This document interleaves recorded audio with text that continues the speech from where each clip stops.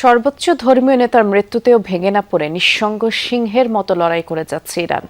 সামর্থ্যের সর্বোচ্চটুকু দিয়েই যুক্তরাষ্ট্র ইসরায়েলকে জবাব দিয়ে যাচ্ছে বিপ্লবী গার্ড বাহিনী IRGC। নতুন করে মধ্যপ্রাচ্যে অবস্থিত আরও 27টি মার্কিন ঘাঁটিতে হামলা চালিয়েছে তেহরান।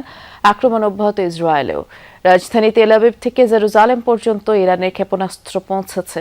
ইরানেও চলছে যুক্তরাষ্ট্র ইসরায়েলি যৌথ বাহিনীর তাণ্ডব, যাতে করে 200 প্রাণহানি ছাড়িয়েছে।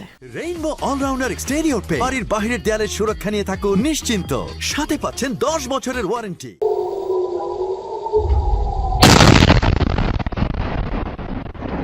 ব্যস্ত নগরী তেল আবিবের আকাশ চিরে এভাবেই আঘাত হানছে একের পর এক ইরানি ক্ষেপণাস্ত্র। সবার ধারণা ভুল প্রমাণ করে সর্বোচ্চ ধর্মীয় নেতার মৃত্যুর পরও মার্কিন ও ইসরায়েলি আগ্রাসনের জবাব দিয়ে যাচ্ছে তেহরান।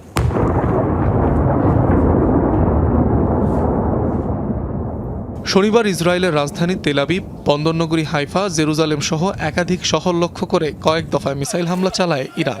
আকাশ প্রতিরক্ষা ব্যবস্থা আয়রন ডোম বেশ কয়েকটি ভূপাতিত করলেও লক্ষ্যবস্তুতে আঘাত হানে একাধিক ক্ষেপণাস্ত্র।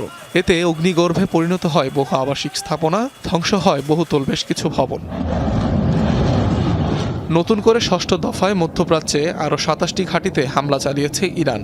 টার্গেট করা হয়েছে মার্কিন সামরিক স্থাপনা ও সেনা সদস্যদের। কাতার, বাহরাইন ও সংযুক্ত আরব আমিরাতে একাধিক ইরানি ব্যালিস্টিক মিসাইল ইন্টারসেপ্ট করা হয়েছে।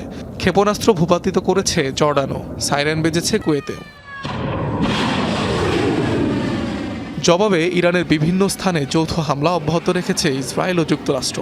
রাজধানী তেহরান সহ তাবরিজ, কোম, কারাজ, কেরমানশাহ, খোরামবাদ ও ইলম শহরেও হয়েছে হামলা। এছাড়াও শীর্ষ নেতাদের অবস্থান ও IRGCর বিভিন্ন স্থাপনায় চলেছে বোমা হামলা।